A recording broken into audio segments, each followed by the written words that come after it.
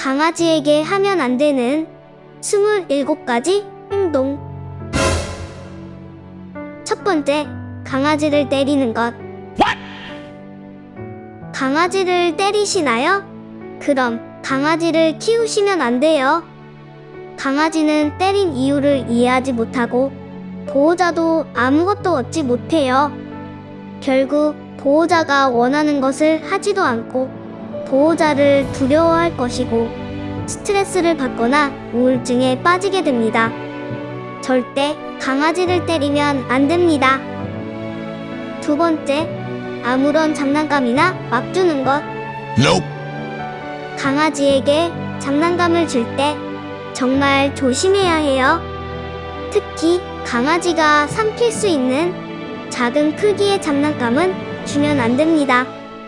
삼킬 수 없는 올바른 장난감만 주세요. 세 번째, 털을 빡빡이로 미는 것. 강아지 털을 빡빡이로 밀면 강아지가 시원할까요? 그건 보호자의 착각이에요. 강아지한테는 전혀 도움이 안 되고 단정 투정이 미용입니다. 특히 이중모 강아지의 경우 빡빡이로 미용을 했다가 클리핑 증후군이 오면 몇 년간 털이 안 자랄 수도 있어요. 강아지 털을 빡빡이로 미는 행동은 강아지를 햇빛에 직접적으로 노출시키고 보호 장치를 제거하는 행동이고 강아지가 화상도 입을 수 있어요. 절대 빡빡이는 안 돼요. 네 번째, 빗질 안 하는 것. 강아지가 질병에 왜 걸리는지 아세요? 여러 가지 이유가 있지만 죽은 털도 그 이유 중 하나입니다. 죽은 털은 외부 기생충의 먹이가 되기 때문에 빗질은 자주 해주어야 합니다. 비숑처럼 이중모를 가진 강아지들은 매일 빗질을 해주어야 합니다. 다섯 번째, 소리를 지르는 것. 강아지에게 소리를 지르나요? 소리를 질러도 강아지는 이해하지 못해요. 강아지들도 IQ가 있기 때문에 침착하고 조근조근하게 이야기하면 더 많은 것을 얻을 수 있고 유대감도 깊어져요. 여섯 번째, 강아지를 묶어두는 것. Nope. 시골가미는 산책 시간을 제외하고는 매일 묶여 살아요. 시골 특성상 너무 위험한 요소들이 많기 때문인데 그래도 강아지를 묶어 키우면 심각한 신경학적 문제나 행동 변화가 생기게 됩니다. 이제는 개를 반려견이라고 부르고 있어요. 반려견을 묶어 키우는 것은 좋은 생각이 아닙니다. 일곱 번째, 아이들에게 학대당하게 하는 것. 대부분의 아이들은 강아지를 좋아합니다. 그러나 강아지 입장에서는 그렇지 않아요. 모든 강아지는 공격적으로 변하는 순간이 있고 아이들은 그런 강아지 행동을 이해 못해 개물림 사고로 이어지게 됩니다.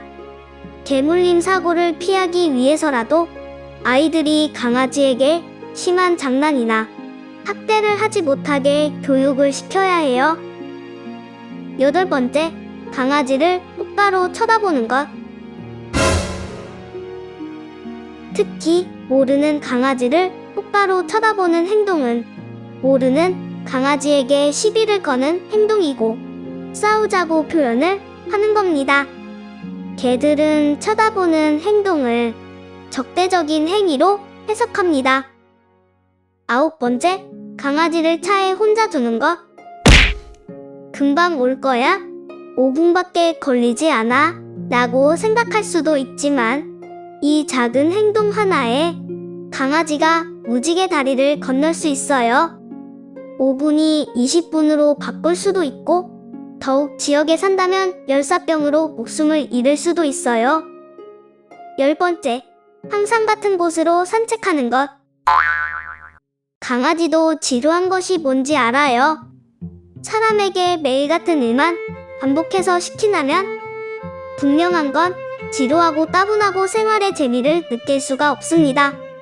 강아지 산책 코스는 주기적으로 바꾸어주는 것이 강아지 정신적 건강, 육체적 건강에 좋아요.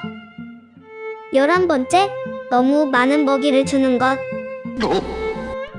과식은 매우 심각한 문제이고 사람에게도 좋지 않고 강아지에게도 좋지 않아요.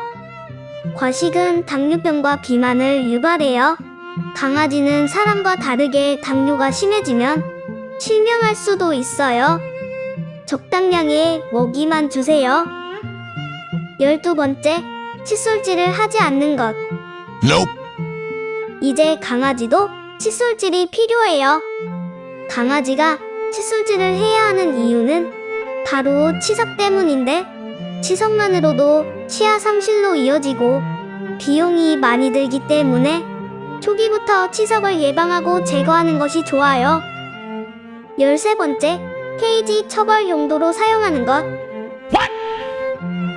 강아지에게 케이지란 강아지를 안전하게 이동시키는 데 필요한 도구입니다. 케이지를 처벌 용도로 사용하게 되면 강아지는 심리적인 문제를 겪게 되고 우울증에도 걸릴 수 있고 공격적으로도 변할 수 있어요. 케이지를 처벌 용도로 사용하지 마세요. 14번째, 정기적인 건강검진을 받지 않는 것. 제발 아플 때를 기다리 말고 비용이 들더라도 강아지에게 정기적인 건강검진을 받게 해야 합니다. 정기적인 건강검진은 강아지를 행복하게 생활할 수 있게 하고 비용적인 면에서도 유리합니다. 15번째, 머리를 만지는 것. 강아지 머리를 만지는 것은 너무 위험한 행동입니다. 강아지는 사람의 손을 보지 못하고 강제적인 행동으로 해석하기 때문에 머리 만지는 것을 좋아하지 않아요. 16번째, 매일 강아지에게 관대한 것. 강아지에게도 당근과 채찍이 필요해요. 잘했을 때는 칭찬과 간식을 주어야 하지만 잘못했을 때는 반드시 행동 표정을 해야 합니다. 모든 일에 관대하게 대하는 것이 아니라 그럴 자격이 있을 때, 칭찬받을 일을 했을 때 강아지를 관대하게 대하는 것이 강아지 정신건강에 좋아요. 17번째, 지나치게 애정 표현을 하는 것. 지나친 애정 표현은 강아지에게 혼동을 줄 수 있어요. 강아지와 보호자 간에 유지해야 할 거리가 있다는 것도 기억해야 합니다. 반려견을 인간화시키는 것은 무례하게 반려견을 교육시키는 것과 같아요.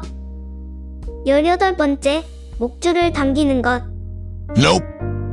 반려견 훈련 방식도 변하고 있어요. 목줄을 당겨서 교육을 시키는 것은 올드 제너레이션, 다 옛날 이야기입니다. 강아지 목줄을 당기는 대신 강아지에게 특정 명령어를 가르치세요. 집안의 평화가 오래도록 유지됩니다. 19번째, 중성화를 시키지 않는 것. 강아지 중성화에 대해서는 말이 많은데요. 그래도 중성화를 시키는 것이 강아지에게 좋아요. 전문적인 육종가가 아니라면 많은 암 문제를 피할 수 있도록 첫 번째 발정 전에, 첫 번째 생리 전후에 중성화 수술을 시켜주세요. 20번째, 느슨하게 목줄을 착용하는 것.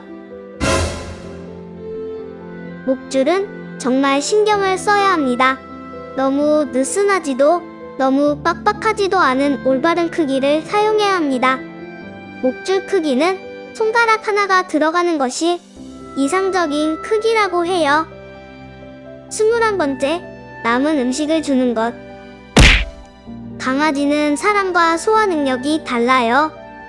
사람이 먹다가 남은 음식을 강아지에게 주면 강아지 몸에서 그 음식을 처리하지 못하고 결국 탈이 나게 됩니다. 절대로 사람이 먹다 남은 양념이 된 음식을 주면 안 돼요. 22번째, 뜨거운 아스팔트 위를 걷는 것. 사람이 맨발로 뜨거운 아스팔트 위를 걸을 수 있나요? 강아지도 마찬가지입니다. 강아지 발은 우리가 생각하는 것보다 더 연약해서 염증을 일으킬 수 있어요.